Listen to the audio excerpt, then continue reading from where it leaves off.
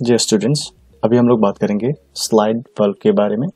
जो डायग्राम में हम लोग एक बार देख लेते हैं कि स्लाइड जो बल्ब है वो किस तरीके से काम करते हैं। जो हम लोग पहले लेक्चर पे इसके बारे में बात किया था, जो एनिमेशन दिखाया था मैंने, कि उसमें जो इसेंट्रिक सेक्शन है वो सेक्शन क्या करता है, आपका इसके साथ जुड़ा हुआ रहता है, जो स्लाइड बल्ब होता है और जो पिस्टन होता है। तो यहाँ पे ये जो हम अब डायग्राम पे देख रहे हो, यहाँ पे हमारा ये वाला पोर्शन को हम लोग क्या है, ये पिस्टन रॉड है, ठीक है। ये हमारा पिस्टन रॉड है, ओके। ओवरऑल क्या है, ये पिस्टन है, ठीक है। तो यहाँ तक ये रॉड यहाँ तक है, ठीक है। और ये फर्दर किसके साथ कनेक्टेड है, हमारा जो इसेंट्रिक सेक्शन है, इसको हम लोग क्या बोलते हैं, ये इसेंट्रिक सेक्शन है। And this is the slide bulb. आप देख सकते हो यहाँ पे, इसको हम लोग क्या बोलते हैं, स्लाइड बल्ब बोलते हैं। तो यहाँ पे ये जो स्लाइड बल्ब है, ये स्टीम चेस्ट के साथ जुड़ा रहता है, ठीक है। किसके साथ, स्टीम चेस्ट, CHEST, मतलब कि जिस जगह से हमारा स्टीम का एंट्री होता है और या तो जहाँ पे एंट्री होता है, तो उसको हम लोग क्या बोलते हैं, स्टीम चेस्ट।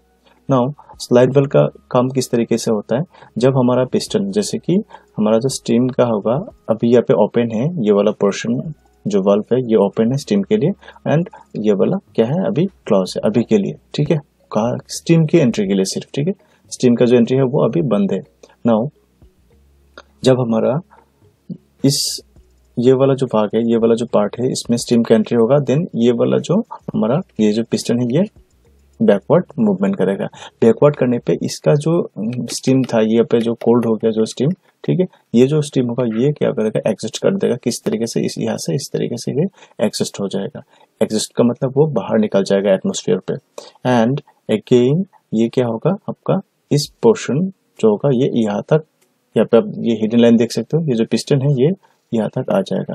अगेन ये वाला जो पोर्शन है ये क्या हो जाएगा, आपका ये एक्सपेंड हो जाएगा। देन इसका जो उल्टा होगा, जब ये वाला जो आपका स्लाइड बल्ब है, ये स्लाइड बल्ब जब यहाँ पे आएगा, ये आप हिडन लाइन देख सकते हो यहाँ पे आएगा, देन ये वाला पोर्शन आपका एग्जॉस्ट के लिए खुला रहेगा बट इनलेट के लिए बंद रहेगा। देन ये वाला जो आपका पोर्ट है ये खुल जाएगा। सिमिलरली इसको फिर से ये धकेल देगा एंड इस तरीके से जो इसका मूवमेंट होगा वो चलता रहेगा, और तो हम लोग इसेंट्रिक सेक्शन लगाया है ये घूमता रहेगा। तो ये होता है आपका स्लाइड बल्ब का वर्किंग। नाउ थ्योरी थोड़ा देख लेते हैं इसमें। This bulb is fixed on the steam chest. ये क्या होता है, स्टीम चेस्ट के साथ लगा रहता है। Its function is to admit, इसका जो स्लाइड बल्ब है, स्लाइड बल्ब का जो फंक्शन है वो क्या होता है कि to admit the steam, steam को एंट्री देता है from steam chest to the cylinder. कहाँ से कहाँ तक, स्टीम चेस्ट से कहाँ तक, सिलेंडर तक। सिलेंडर तक का मतलब जहाँ पे हमारा ये एक्सपेंड होता है, अभी जो दिखाया था इसमें। Slide bulb also exhaust the steam from the cylinder. ये जो स्लाइड बल्ब है ये यहाँ पे इस तरीके का भी फंक्शन होता है, जो क्या करता है, जो हमारा स्टीम होता है वो काम करने के बाद, वो एक्सपेंड होने के बाद उसको एग्जॉस्ट करने का भी यहाँ पे प्रोविजन रहता है, किसमें, स्लाइड बल्ब में। Exhaust the steam from the cylinder at the proper moment, मतलब कि सही टाइम पे इसको निकल के बाहर फेंक देता है। The valve gets to and fro. देखिए यहाँ पे टू एंड फ्रो का मतलब होता है कि बैकवर्ड एंड फॉरवर्ड, ठीक है, मतलब बैक एंड फोर्थ इसको हम लोग बोल सकते हैं। The valve gets to and fro motion from the eccentric fitted on the crank shaft. बोल रहा है कि जो क्रैंक शाफ्ट इसके साथ लगा हुआ आता है इसेंट्रिक के साथ, तो ये क्या करता है, बैक एंड फोर्थ, मतलब एक बार आगे और एक बार पीछे आता है। तो इस तरीके से इसका काम चलता रहता है। तो अभी देखेंगे हम लोग thermodynamic cycle. In the study of converting heat, heat का मतलब यहाँ पे जो थर्मो पोर्शन है, थर्मो का मतलब हीट होता है, इनटू मैकेनिकल या तो डायनेमिक एक्शन और work.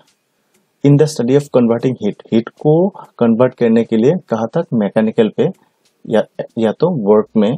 Many cycles have been proposed to describe the relationship between the heat you provide and the work you get out. तो इस तरीके का कई सारे आपका रिलेशंस है जो कि बताता है कि आप क्या कितना हीट देते हो और आपको कितना वर्क आउटपुट मिलता है।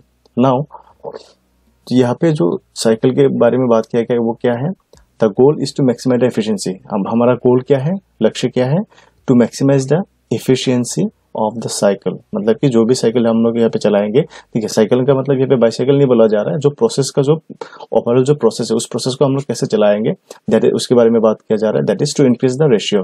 किसका रेशियो, कि वर्क आउटपुट पर इनपुट ऑफ हीट, मतलब कि हम लोगों को कितना काम मिल रहा है कितना इनपुट देने पे, ठीक है, कितना इनपुट देने पे हम लोग को कितना वर्क मिल रहा है, इसको हम लोग क्या बोलते हैं, इफिशियंसी मिलते हैं। ठीक है, कोई भी चीज का इफिशियंसी इसी तरीके से निकाला जाता है।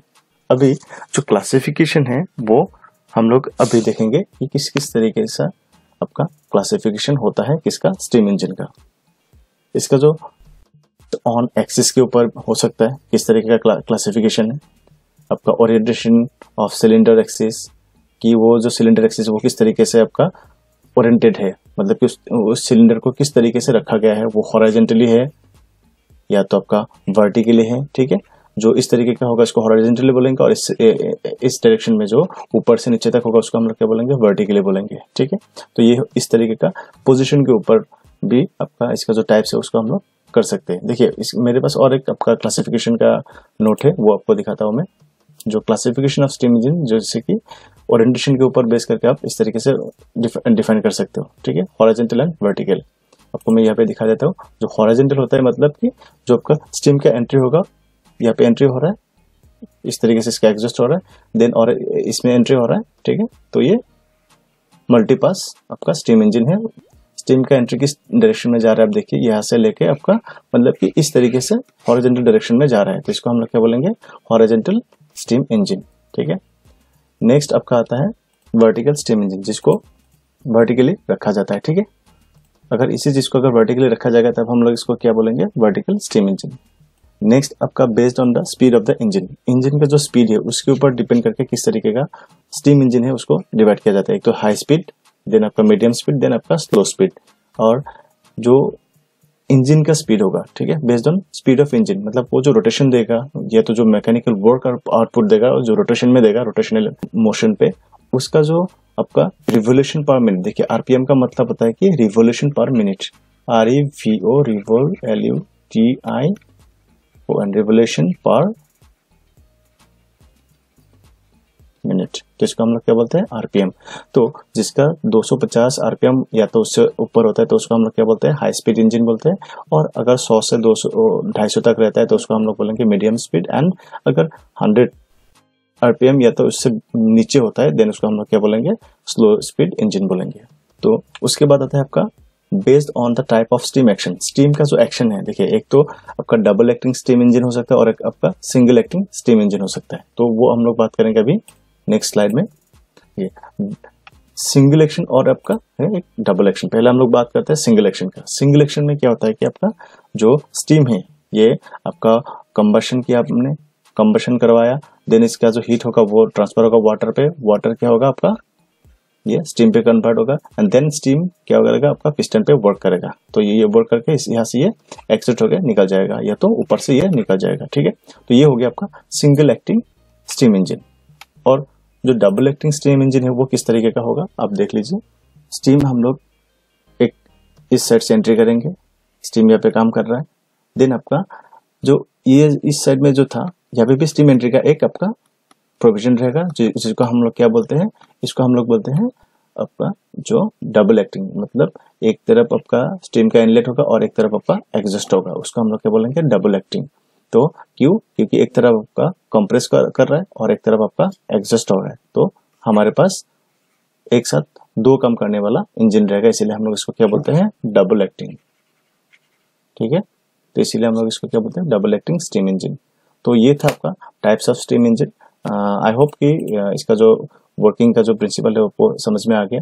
और बेस्ड ऑन एक्सपेंसिव और non expensive type of working, तो आपका जो एक्सपेंसिव नेचर है स्टीम इंजन का उसके ऊपर बेस करके भी आप इंजन का जो टाइप्स है उसको हम लोग डिवाइड कर सकते हैं। Steam engine is injected through out the piston stroke, या तो steam is injected partially piston stroke and partially expansion stroke, मतलब कि हम लोग जो स्टीम है उसको इंजेक्ट कर सकते हैं through out the piston stroke, मतलब कि पिस्टन का जो पूरा स्ट्रोक है उसका पूरा कंप्लीट टाइम पे हम लोग क्या कर सकते हैं, स्टीम को इंजेक्ट कर सकते हैं, या तो उस स्टीम को हम लोग पार्शियली इंजेक्शन कर सकते हैं किस टाइम पे, पिस्टन स्ट्रोक में, और पार्शियली हम लोग एक्सपेंशन स्ट्रोक में इसको इंजेक्ट कर सकते हैं। तो इस टाइप का आपका टाइप्स होता है based on the type of exhaust from engine, कि जो स्टीम का एग्जॉस्ट होगा उसका टाइप कैसा होगा उसके ऊपर डिपेंड करके हम लोग किस तरह का जो इंजन का टाइप कर सकते हैं। एक तो आपका कंडेंसिंग इंजन और एक आपका नॉन कंडेंसिंग इंजन। एक तो आपका कर सकते हैं कि जो स्टीम होगा उसको इंजन के अंदर ही आप कंडेंस कर दो, और दूसरा हो सकता है कि आप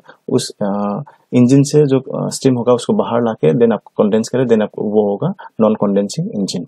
तो इस तरीके का आपका टाइप्स रहेगा based on the number of stages. Stages का मतलब जो अभी मैंने बताया था कि जो आपका हॉरिजॉन्टल वो सेक्शन में दिखाया था कि कितना स्टेजेस होगा। यहाँ पे आप देख सकते हो कि ये पहला स्टेज, दूसरा स्टेज, देन थर्ड स्टेज। तो इस तरीके का जो आपका ये आप स्टेज देख रहे हो, जितना स्टेज रहेगा उस हिसाब से उसका नोमेनक्लेचर हो जाएगा।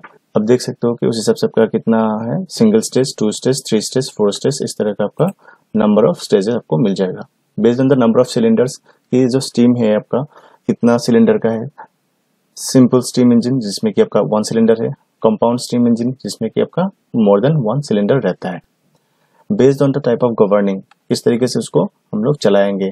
Throttle governing engine and cut off governed engine, इसको हम लोग बाद में डिटेल में डिस्कस करेंगे कि जो इंजन टाइप है वो किस तरीके का है। Based on the type of application, की जो स्टीम इंजन है उसको हम लोग किस तरीके का जो एप्लीकेशन होगा उसमें यूज करेंगे, कि वो स्टेशनरी इंजन होगा या मेरीन इंजन होगा या तो लोकोमोटिव होगा। तो इस तरीके का हमारा जो various types of steam engine था वो हम लोग इससे डिस्कस कर सकते हैं। आई होप जितना भी समझाया गया वो आपको समझ में आ गया होगा। Thank you so much.